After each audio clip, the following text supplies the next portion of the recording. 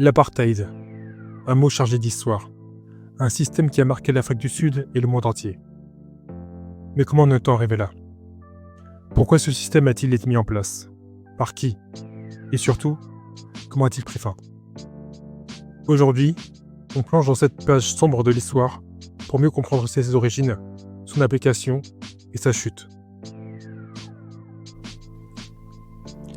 Bonjour et bienvenue sur cette nouvelle vidéo du Profil Noir.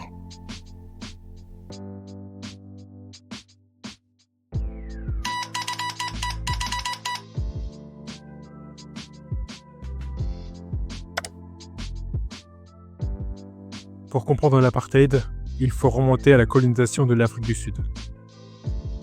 Dès le XVIIe siècle, les colons européens, notamment les Néerlandais, établissent un contrôle sur le territoire, imposant leur domination aux populations indigènes.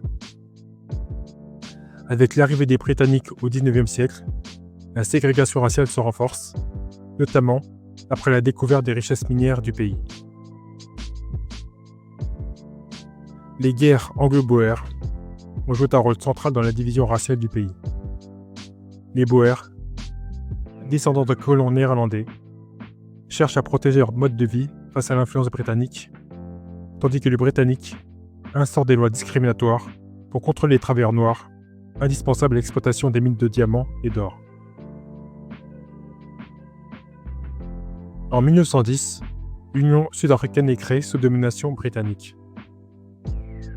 Seuls les Blancs ont des droits politiques, et la population noire est progressivement privée de ses terres par les lois comme le Native Land Act de 1913, qui interdit aux Noirs de posséder ou d'exploiter des terres en dehors des réserves désignées. Mais c'est en 1948 que l'apartheid devient un système officiel, avec l'arrivée au pouvoir du Parti national dirigé par les Afrikaners. L'idéologie raciale se durcit et des lois strictes sont instaurées pour institutionnaliser la ségrégation.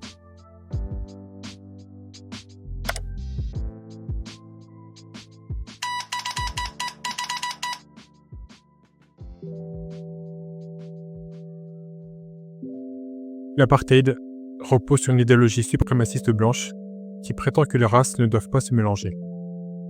Pour justifier cette politique, le gouvernement invoque des arguments pseudo-scientifiques et religieux, affirmant que les Blancs ont un rôle protecteur des autres groupes ethniques. Pour mettre en place cette ségrégation, plusieurs lois sont adoptées. La Population Enregistrement Act, en 1950, classe les citoyens en 4 catégories raciales: blancs, noirs, métis et indiens. Le groupe Area Act, en 1950, délimite les zones de vie pour chaque groupe racial. Les Noirs sont expulsés des quartiers urbains et relogés dans des zones rurales sous-développées. Le Bantu Education Act, en 1953, impose un système éducatif inférieur aux Noirs, destiné à les maintenir dans des emplois de main-d'œuvre non qualifiés. Le Pass Law Act impose aux Noirs de porter un laissez-passer pour circuler dans des zones blanches, sous peine d'emprisonnement. L'État met en place une répression brutale pour faire respecter ces lois. La police et l'armée contrôlent la population noire avec une violence extrême, arrêtant et emprisonnant des milliers de militants anti-apartheid.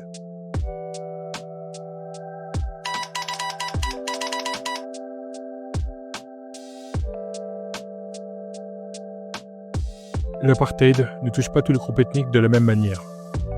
Les Blancs bénéficient de tous les privilèges: meilleure école, infrastructures modernes, accès aux postes de pouvoir et à une économie prospère.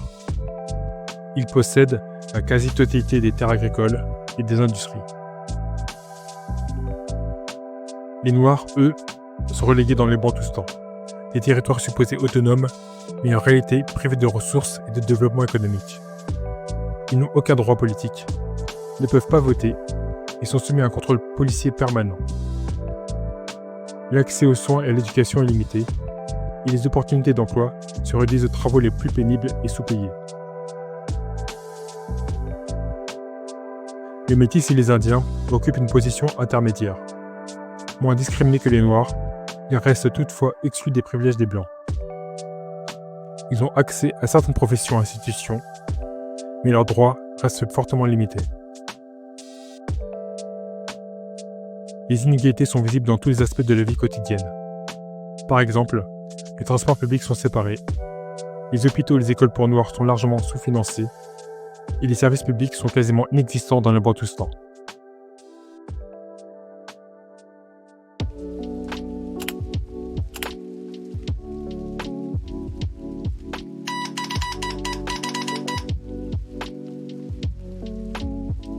Face à l'oppression, la résistance s'organise.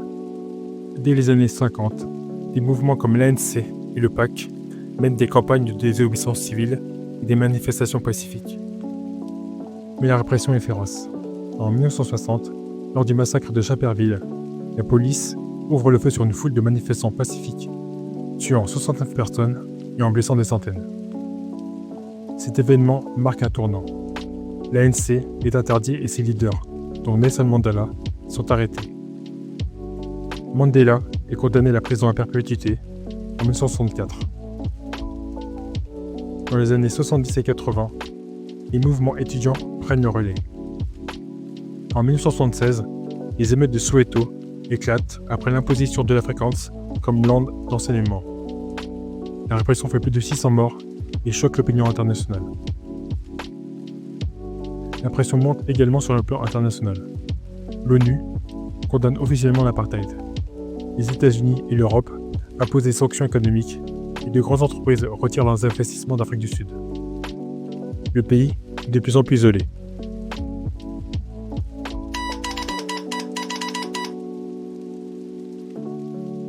Dans les années 80, l'économie sud-africaine est en crise.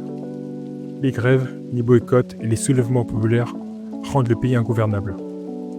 En 1989, Frederick de Klerk devient président et amorce des réformes. En 1990, Nelson Mandela est libéré après 27 ans de prison. Le gouvernement entame des négociations avec l'ANC et les autres partis d'opposition.